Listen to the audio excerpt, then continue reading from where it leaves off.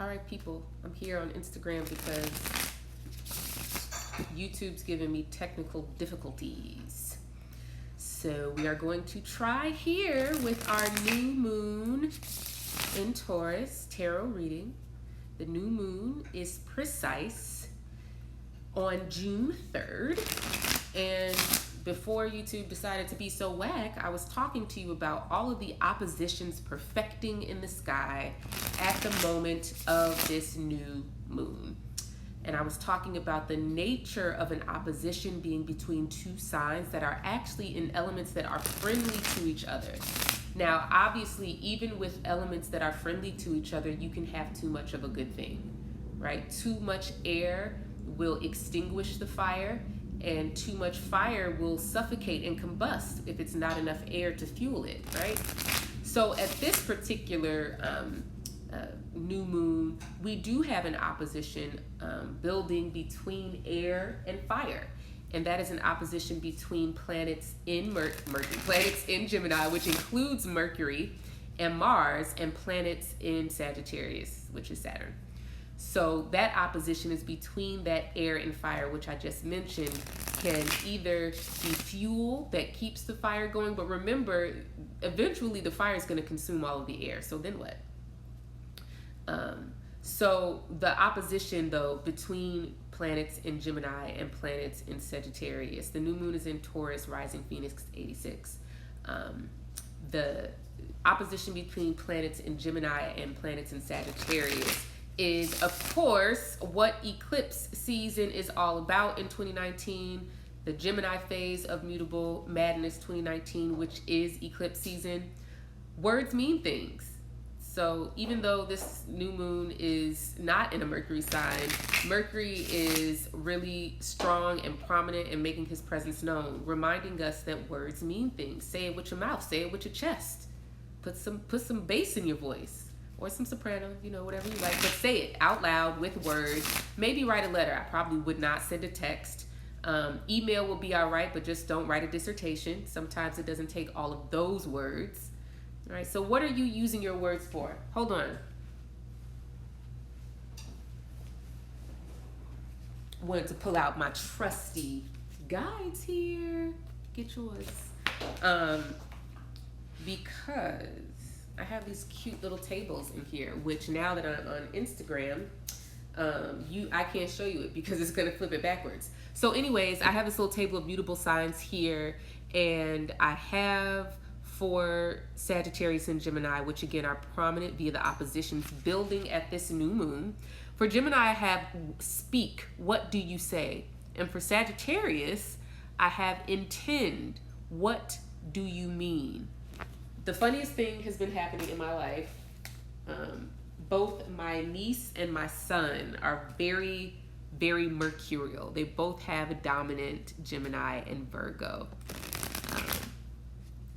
And for both of them, I am almost amazed at how literally they take everything.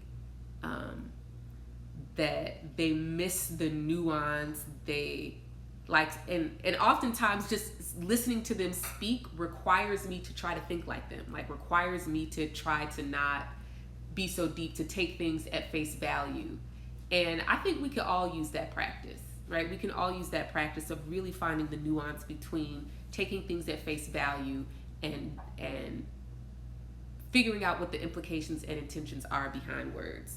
But at the same time, as with the nature of any opposition, you can't go too far in one direction. If you take everything at face value and literally you miss the nuances of conversation and interaction and body language, sarcasm and irony and all of those things. But then if you look too deeply into everything, you might not be able to interpret properly because your bias is informing how you're interpreting them. So you might miss what they meant because you're looking too deep, or you just might misapply intention all the way around, right? So again, that opposition is between Mercury and Mars, which are just trucking through Gemini, and Sagittarius, where Saturn is. Now, the other opposition has directly to do with this new moon, which is all about that Taurus-Scorpio axis that has been haunting us since the beginning of May. This is about surviving versus thriving, right? And on the way here to my friend's house, I was thinking about the nature of Venus and Mars, which is what which planets rather rule Taurus and Scorpio. And I was thinking about the nature of Venus and Mars. And Mars is the planet that literally says, this is how far you can go in getting validation, in conforming, and being a part of community before it hurts you, before it kills you, right? So Mars in some way does want us to maintain integrity of bodily autonomy and integrity of the will, so that in an opposition between planets in signs ruled by Venus and Mars, which is what this new moon is, right? New moon has Sun and Moon in Taurus and Jupiter in Scorpio. Venus is just like, oh wow, like me, people, love me, love me, love me, love me, everyone love. And then there goes Mars that says, that hurts. That's not you. That's not what you really want to do. So I think that's another really good and important way to think about the energy at this full moon. How far can you go in thriving? Rather, let me rephrase that. How far can you go in conforming in order to be validated via relationship and community before you hurt yourself, right? This new moon wants to know, how far do you go before you hurt yourself, right? And this is reinforcing the limits of our physical body and our actual capabilities, right? So there's that. I did want to pull up this before I lay down these cards. Y'all know I can run my mouth. I did want to pull up this before I lay down the cards so that I can read to you the fill in the blank for the new moon in Taurus. Hey Nadia, so the new moon in Taurus says conforming and assimilating begins a new story in where is your Taurus house, friends? So if you have the 2019 Sidereal Astrology Guide, all you got to do is turn to this page where you filled out my 12 houses. And then you just go down to where it says Taurus. And Taurus is my 6th house. So I am conforming and assimilating in order to begin a new story in, where is house 6? Go to your little houses table. And job duties, job title, co-workers, employees and subordinates, personal obligations, illness, healthcare, and hygiene, and the 6th house rules your intestines. So that's where I'm beginning a new story by conforming and assimilating. And what do those words really mean? You know, conforming is like a bad word in America. It's a bad word in modern culture. Conform. Don't let them tell you who you are. You don't need their acceptance. You don't need their validation. Then people will have you out here bogus. Don't listen to them. So what is conforming? Conforming is to take on the shape of something, to take on the form of something, right?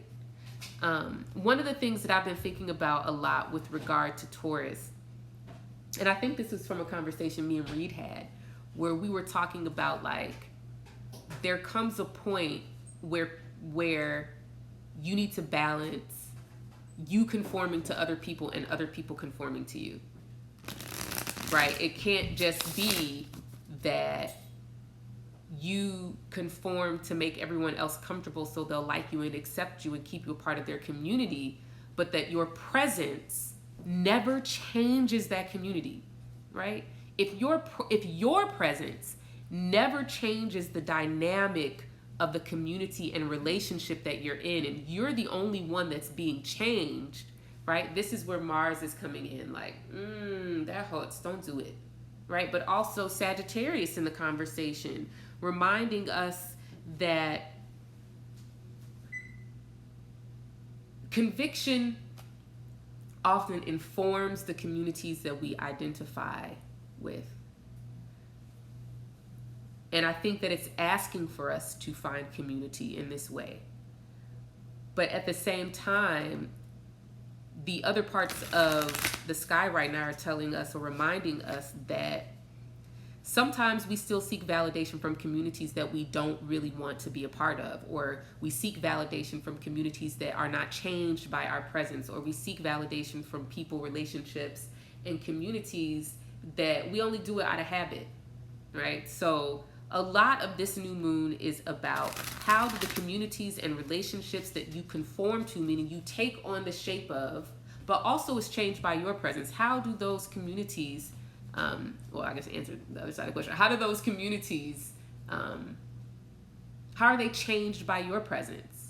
How are your relationships changed by your presence? Or are you the only one required to adapt and conform? Are you the only one that is taking on the shape of the other, right? So let's just lay down these cards, all right? And see what they got to say to us today. I get so excited about this because I don't know what it's going to say. I mean, a lot of times I figure it's going to say like some of the astrology that I talked about, but I'm just as excited as y'all because I don't even really know what it's going to say. So shuffle one more time. And remember, we cut the deck, look at the card on the bottom, that is our significator.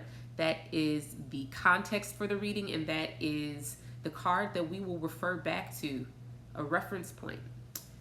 So I've got my golden thread tarot here, and I can't go as long as I usually go because Instagram will cut me off, so I'm going to try not to be too long-winded. So if you are just tuning in, I am doing the new moon reading, new moon tarot divination, because YouTube isn't my friend today. So I cut the deck. The card on the bottom is the devil. And this was the card on the bottom, I believe. Was that the very first video I did for the full moon in Virgo? Or maybe it was the new moon in Pisces. One of those. Anyways, this card came up, the devil, and I remember talking about the devil representing the idea of success or mastery in the material world, right? Mastering being in a body, mastering and comprehending, traversing the real or perceived limits in the world. The devil can come up when someone is having issues financially. It could also come up when someone is having issues with their health or their physical body. And sometimes in relationships, I've actually never seen the devil come up to mean codependent. And I know that's a definition that a lot of people use, but I've never had it come up that way. It usually just means that somebody literally has money problems, that somebody literally is struggling to function in the physical realm, in their body, or basic day-to-day tasks of living, right? Like making sure you have enough food or a roof over your head. So the devil on the bottom as our reference point is again referring us back to this idea of mastery and success in the material or physical realm. Really moving with competence in this area. And again, also maybe some money problems. I don't know. Who doesn't have money problems though? Beyonce, she ain't got money problems. I bet you Barack Obama ain't got money problems. But we're not them, so shut up, Reed.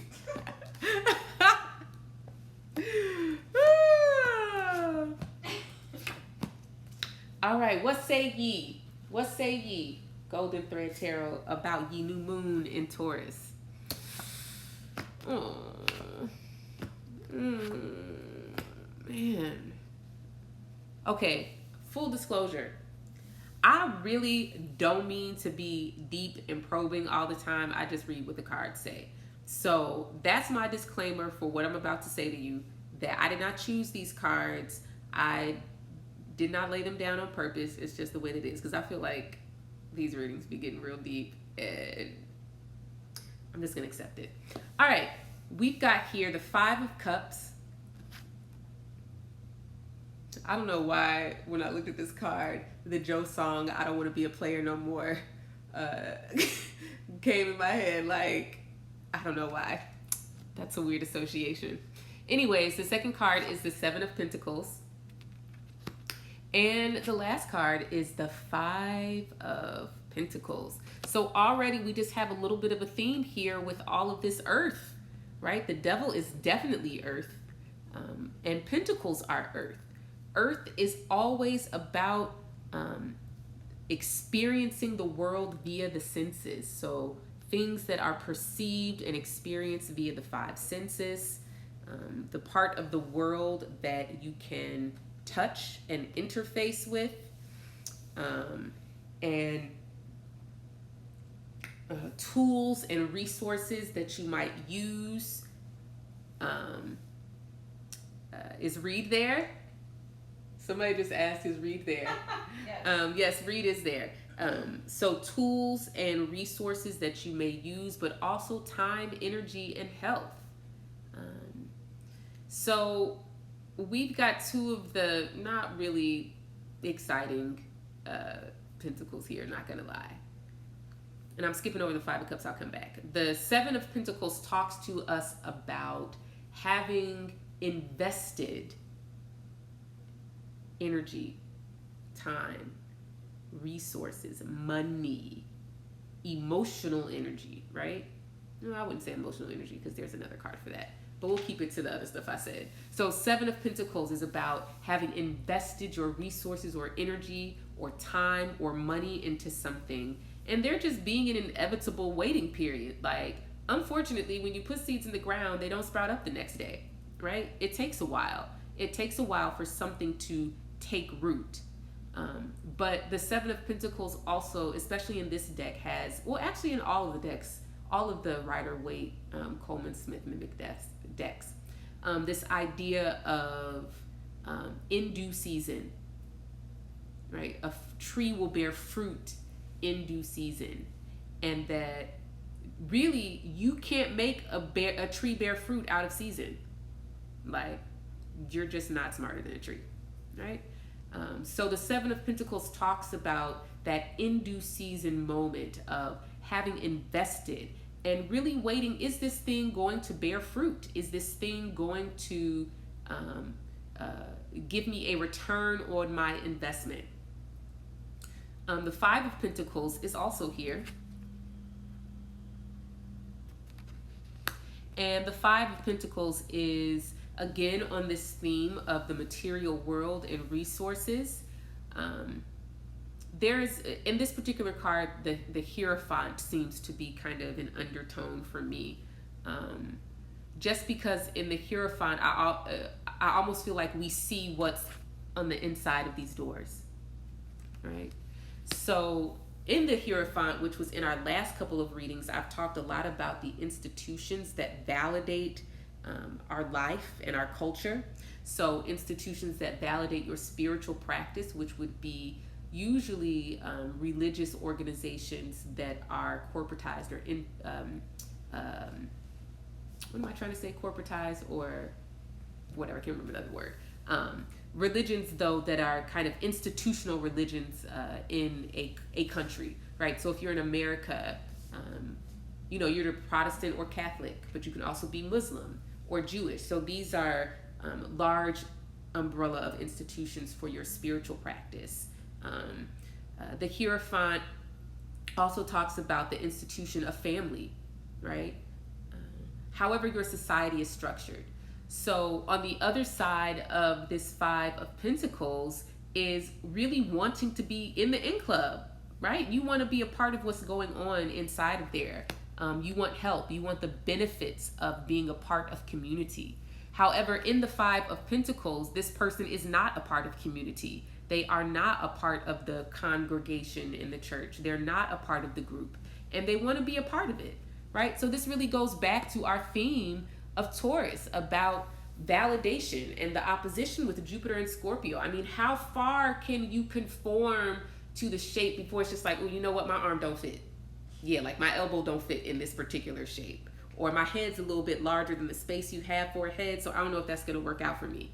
Right? How far can you expand into and conform and blur the boundaries between yourself and others before it starts to hurt you? Right? So we have the Five of Cups here, which again, these fives are kind of annoying. Fives are about change and instability, but the Five of Cups particularly is about something just did not go your way.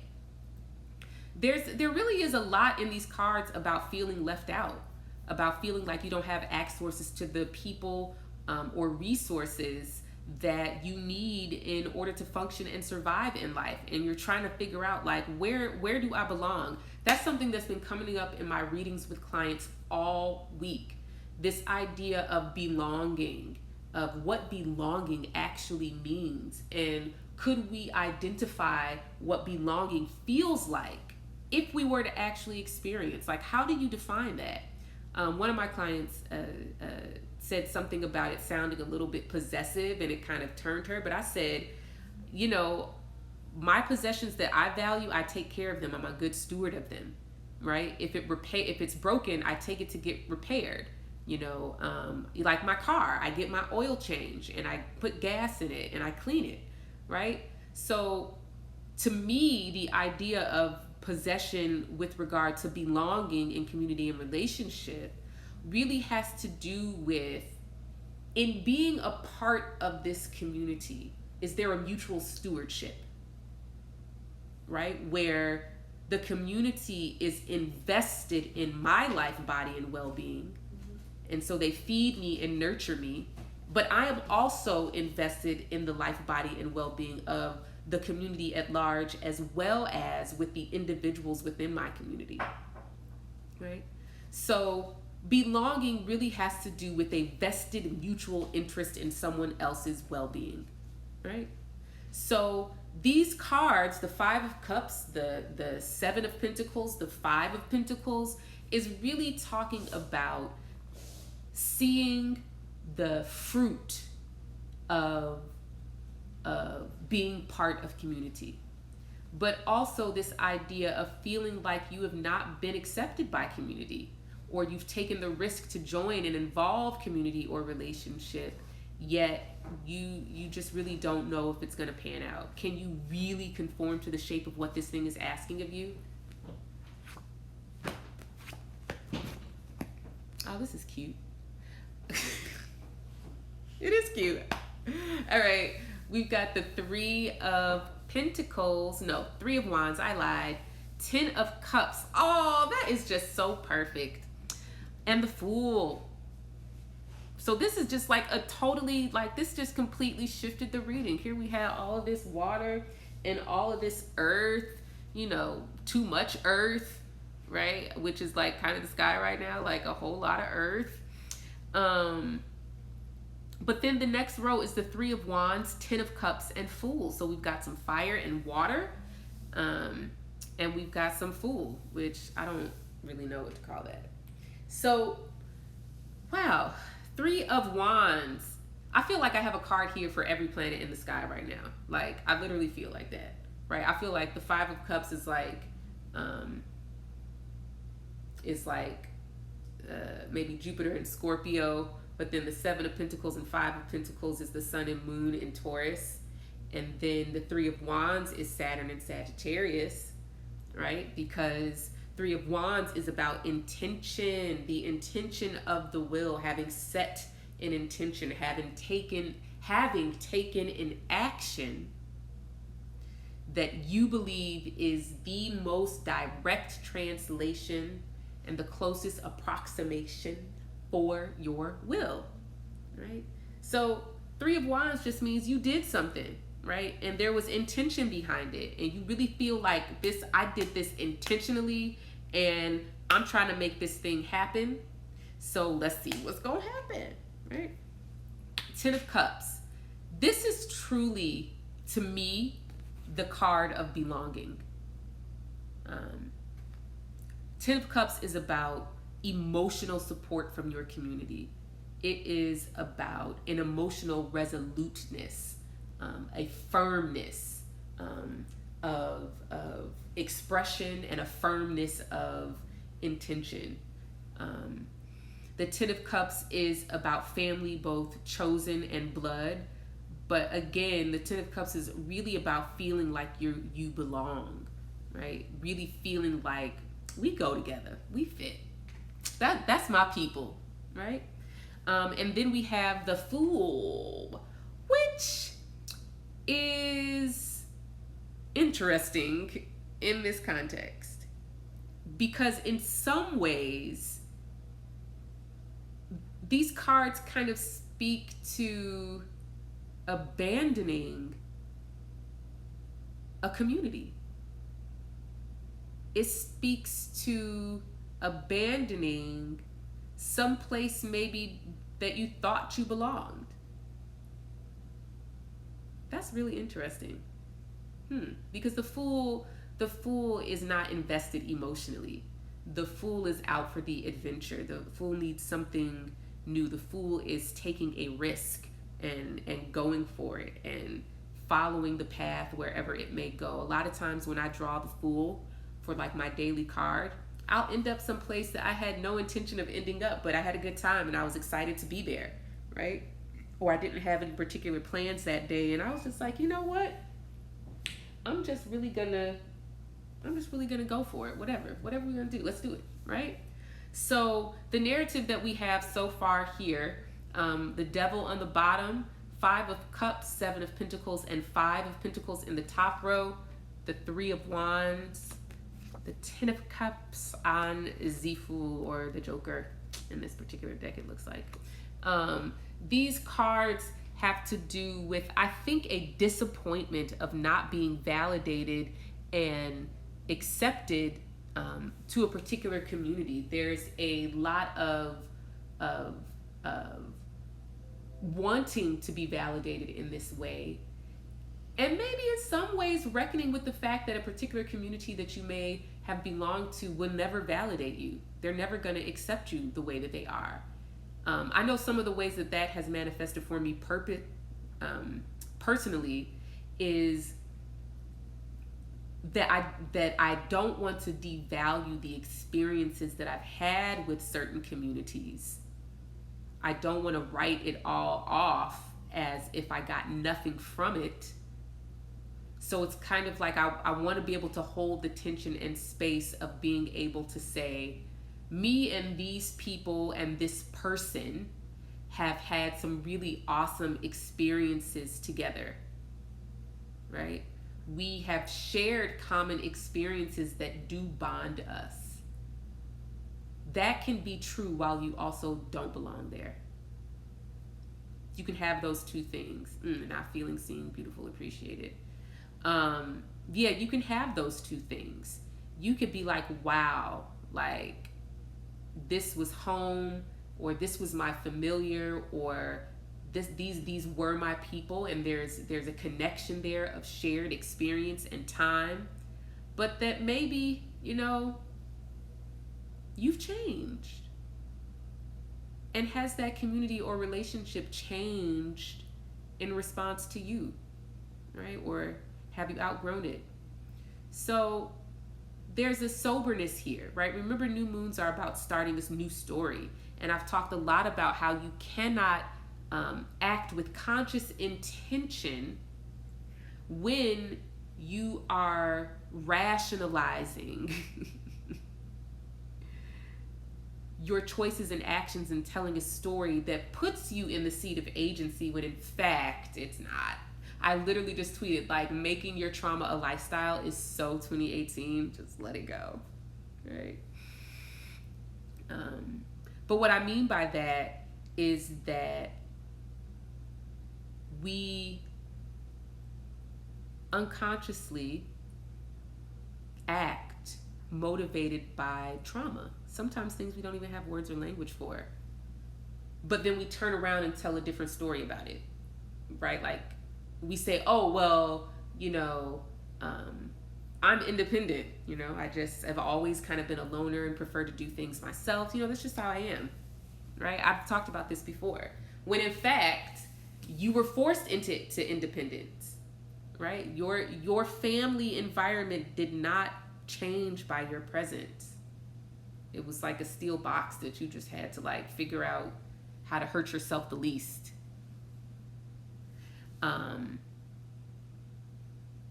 Speaking as Taurus with a Sag rising sidereal, this is so on point. Thank you.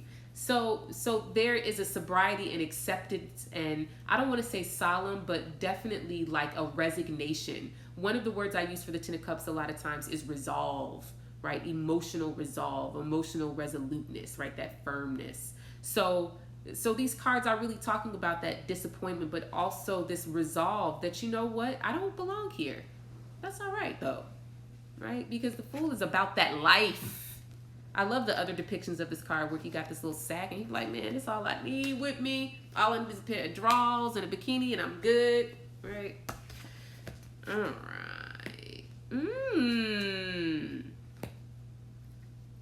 There is a lot about leaving in this reading. Oh my God. There is a lot about leaving in this reading. Man. Personally don't like it when I sit down and do these readings and they tell all of my business. Right? Whack. Wow. Two of Swords. 8 of Pentacles. I love this 8 of Pentacles. I just got a little something about that card. All right, and the 8 of Cups.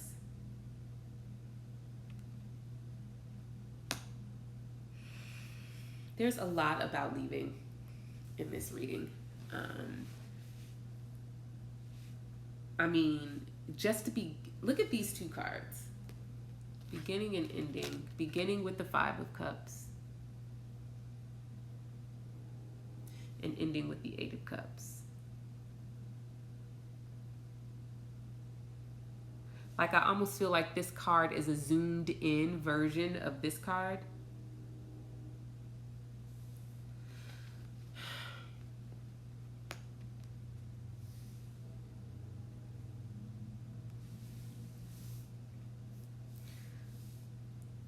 Where is it and who is it that you are now realizing that you don't belong there? Where are you realizing, like, no, this is not the space and place for me. These aren't my people. How are you recognizing that the people from whom you have been contorting yourself to conform with, how are you realizing that they're actually never going to, where are you never going to be accepted and validated by them? What does it look like to accept that? To just be like, they're never going to approve.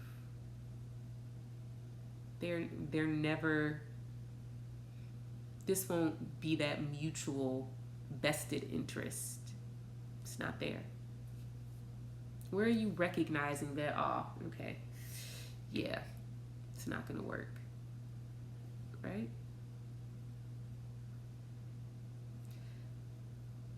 What I really like when I read for this reading is looking at the vertical columns, because I read across. So let me read this bottom row, and then I want to read these vertical columns. Okay. 2 of Swords is about recognizing that you may not have enough information to make a decision. So pause, hold tight, don't say nothing yet, don't do nothing yet. Nope, just chill, right? You don't know yet, right? 2 of Swords is like you need to make a decision, but ooh, yeah, not sure, right? Again, this idea of lack of information. And there's also something in this card too about withholding judgment before you have all of the facts, right? Like, just chill, don't, you listen, I'm telling you, you don't know the whole story. So before you draw a conclusion, make a judgment or a decision, just chill and wait. That's the 2 of Swords. Next to the 8 of Pentacles. The 8 of Pentacles is about work, work, work, work, work. Yeah, I love this card in this deck. It's so powerful. There's something in this card for me. I couldn't help but think of Ogunda when I looked at this card. There's a ferocity into this card, a focus, a skilled kind of use of your energy and resources. Yeah, the Eight of Pentacles is about productivity. It comes after the Seven. So it's about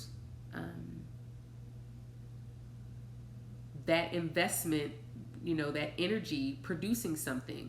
For me, the Eight of Pentacles almost always comes up when I'm working and I'm seeing immediate results from my work, that I'm getting money or I'm getting gigs or I'm getting clients or I'm getting paid, and that it's like what I'm putting in is commiserate with what I'm getting out of it, right? That I'm doing this thing and it's the work beneath the surface is not complete but in progress, but has taken root enough for me to really start seeing fruit on the surface, right? And then we have the Eight of Cups, which is this card of leaving, abandoning something that you have been invested emotionally in. All the cups are just sitting there, They're just sitting there like, ain't nothing wrong with them. It's just that I don't really like that kind of drink no more, so I'm gonna let y'all have that. Or I'm not really thirsty anymore, or I found another source. I've found another source of validation. I found another source of belonging, or I just know that this source is not the source for me, that this is not the environment and community within which I'm going to get that mutual investment, right? That's our working definition for belonging, mutual investment. Taurus is the sign of trust. And trust only happens in community and in relationship. Trust only happens when you are with other people.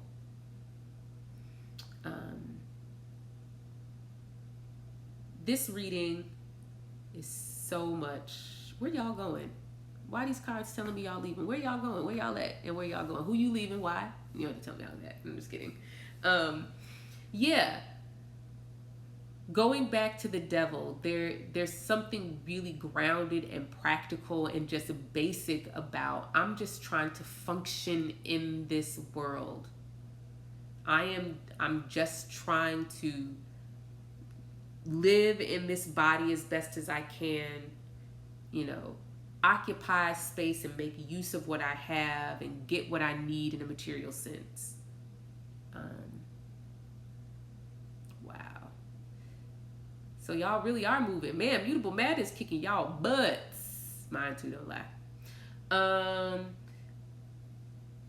Right, so we're talking about the Devil. First row of cards, Five of Cups, Seven of Pentacles, Five of Pentacles. We already said what that was. I want to do these. Oops. Sorry, didn't mean to do that, y'all. I'm just trying to get this down.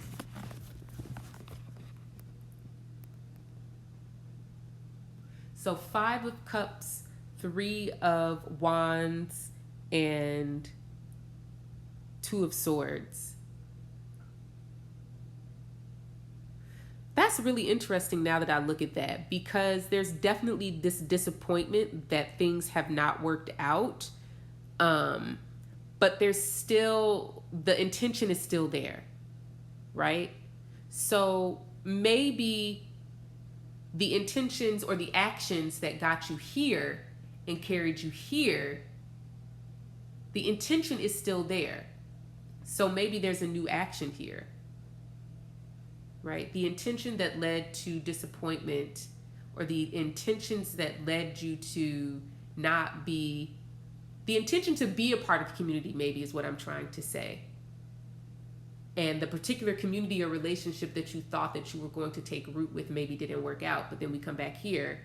And so maybe that intention is still there, but you just don't know. I don't know. There's so much in here about not wanting to check out of a relationship and not wanting to check out of a community before you realize or can figure out, sorry, I'm trying to keep this from falling, before you figure out or realize whether or not there's a mutual investment there.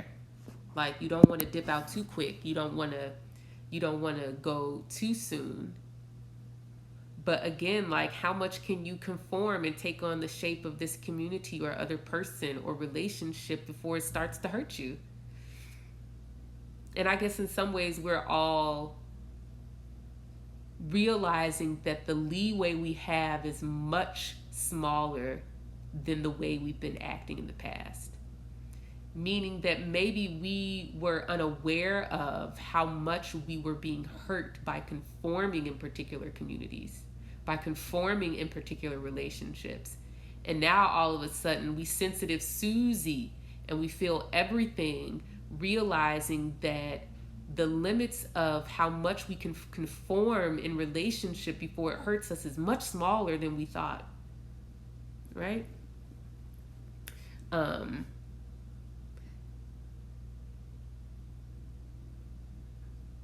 That's really interesting too, because there's something in this second row of cards, the second column, the 7 of Pentacles, the 10 of Cups, and 8 of Pentacles. There's something in here about being willing to leave in order to finish the work elsewhere. Whew, this is like giving me chills and stuff. Being able to leave in order to finish the work elsewhere, right? So again, this idea of the intention still being there. You still having the desire and even the capacity to find community and relationship and to conform. So I almost want to say it's not that you don't know how to conform. It's not that you don't know how to assimilate, to take inside of you the essence of the community that you are a part of and being changed by it. It's not that you don't know how to do that. It's just that unfortunately people have expected you to do that until, you know how they do like the Chinese split binding, right? And they curl your toes under and make your feet really, really small because that's what they really like, right? You don't realize that you like been curled up into a pretzel like that in order to conform. So in fact, it's like they want you to conform until you don't even exist anymore. So now that you're coming into awareness of this, it's not that you don't know how to be in a relationship or community or partnership. It's that you are unwilling to hurt yourself in the process. So if you are willing to say, you know what, this is as far as I can go. And if you cannot accept me here, then this is not going to work. Because I'm not going to hurt myself, right? To make you comfortable and to make you like me and validate me, right? There's only so far that can go.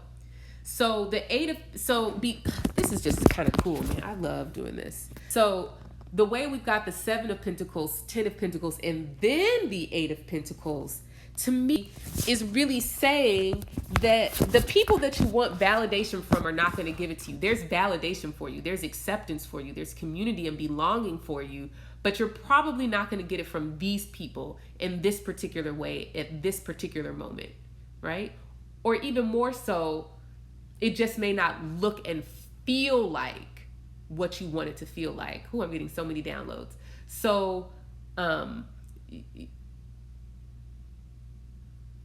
you want the tension to go away. You want the discomfort to not be there. You want to feel really at ease, right? You want to trust and completely kind of let go and feel like, man, yeah, these are my people. I can hang out with them. I could be with them. We could kick it. We could do this, right? But maybe I'm like getting all kind of thoughts at once. Maybe there's a misinterpretation of the tension.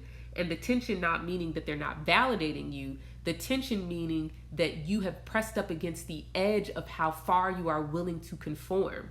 And that's not a bad thing. You need to feel that edge because maybe you were numb to it before. Maybe you made it about it being something wrong with you before. Maybe you just couldn't feel it because you needed to in order to survive. But now you're starting to become uber aware of the discomfort of what happens to your community when you recognize the limits of how far you can conform. And that very tension you feel is what is changing the community that you're in. The tension that you feel when you press up against the limits of how far you can conform in order to be validated, that's when you know you're changing. That's when you know you're changing the community. You need that tension. If there's no tension, you're not changing the community. And they have to change if you're going to be a part of it.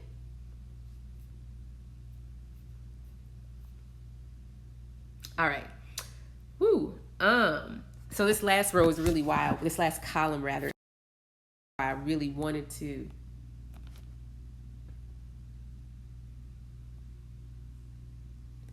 show. 5 of Pentacles, Fool, 8 of Cups. The 8 of Cups is so interesting to me because it can mean, oh, why would this work for me, Lord? It can mean actually physically leaving. And it does mean that a lot of times. But it also means that something that you were just like, oh my God, yes, this is it. Ooh, I'm going to do it. Great. Right? The 8 of Cups is like, never mind. I'm good. To me, the 8 of Cups is about it's about something losing its charge and the hook it has on you. You being able to be like, wow, that is not even affecting me anymore the way that it used to affect me. Do you know what I call that? Growth. I call that growth, right? The 8 of Cups is like, you could be around that person and you don't even have no kind of feelings because whatever it was within you, right, that was graded up against by their presence, whatever hook of trauma in you that hooked the trauma in them, like you're aware of it, you recognize it now. So now you're like, oh, so that's what that is like, right? The 8 of Cups is about that hook being gone, right? Of that trauma that has that has come into your conscious awareness that you can recognize in the world around you, and you can stop the tape. You're like, wow, I don't have to do that scene ever again. It's over, right? So,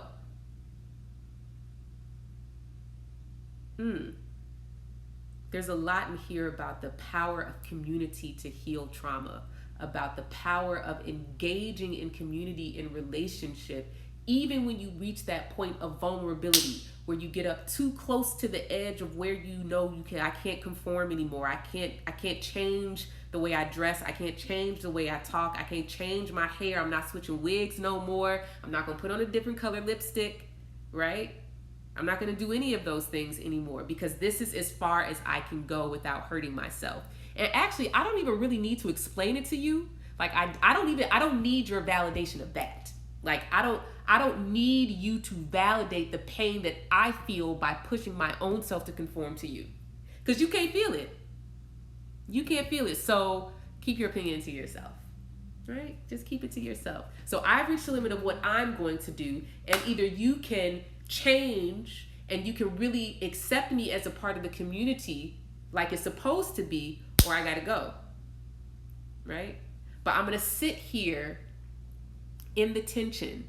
I'm going to sit here in this space of discomfort, right? Because I'm going to read this discomfort in tension as, oh, this is what it feels like when this is what it feels like when other people change, right? They fight it because they're feeling up against the limits of their own self, right?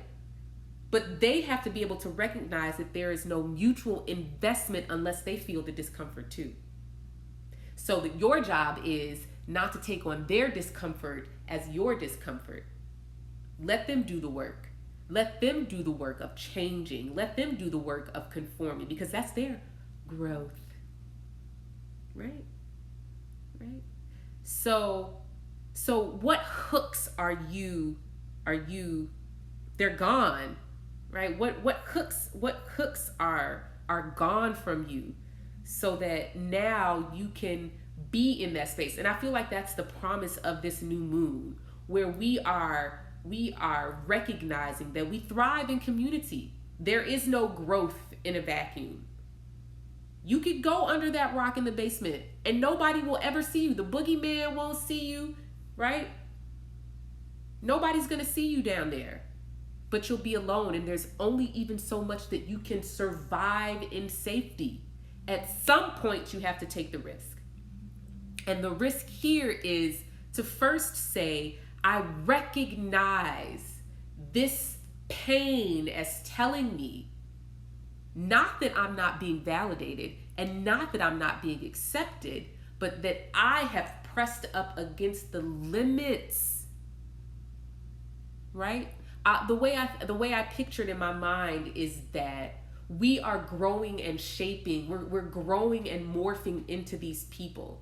And so every community and relationship that we're involved in, it's like Invisalign, right? Relationship and community is like Invisalign. So every relationship and community that we have is this different cast, right? And we get into it, and this relationship, this community is asking us to conform. And some places it really fits. We're like, ooh, that feels good. I could be her. I like it when I'm her. I like it when I'm them. I like it when I'm him, right? I can get into that, right? And you're changing and you're moving and you're comfortable and it's great. And then you're like, okay, this is a little bit of a tight fit in here, but I'm going to keep trying, right? I'm going to keep trying. And then you're like, ah, right? Because you done broke a bone because you went too far, right? So as we're becoming more of who we are through these casts of like relationship and community, right? There becomes a point where it's like, all right, something has to give now because I don't fit in this particular shape, right? And so now the cast, which is the community, right? Just like you change that Invisalign at the end of the month, the cast and which is the community and the relationships that you're in, right? Now they have to change. They have to change. Mutual investment. This is not mutual investment. This is, please accept me. Please make me a part of your team, right? But the fool is like, did that. We good. Never mind. I'm good. Thanks. Thought I wanted to be a part of that. Nope. Y'all got, right? It reminds me of Martin Luther King Jr.'s one of his last speeches where he was talking about being sold a false bill of sale, right? Trying to get the seat at the table and the table broke and all the food is stale when you get up to it, right? You're like, whoo, I'm going to let y'all have that. I'm good. Thank you. I'm going to go over here. Appreciate it. Right? Right? So landing at this Eight of Cups is just so empowering to me. So empowering, this Eight of Pentacles, that the real fruit of relationship and community and belonging is working through your trauma. Healing can only happen in relationship. It's not something that you go do by yourself. It's not. There is no self-love that can heal you out of your need for validation and belonging. There is no level of self-love, no magic, nothing that can heal you out of your need for people. Needing people is not a sickness. It is not an illness. It is not an ailment. Now, the loneliness you feel when you don't have, that's something else. But needing people, don't confuse your lack of community and relationship for a pathology about who you are. Don't let other people ascribe meaning to your intentions. Oh, well, the only reason that you care what them people think anyway is because you haven't worked through your stuff. What? That's your shadow. Your shadow is what's telling you that you need validation from other people. What? These are real things that people say, right? These are real things that people say. But don't you believe it, okay? Don't you believe it? This was a great reading. I don't really think I have nothing else to say. I'm going to sit here and stare at these cards for another 5 minutes because they're just really so good. All right. Well, I'm feeling kind of excited about this new moon in Taurus. Hope you are too. Thanks for tuning in, y'all. Bye.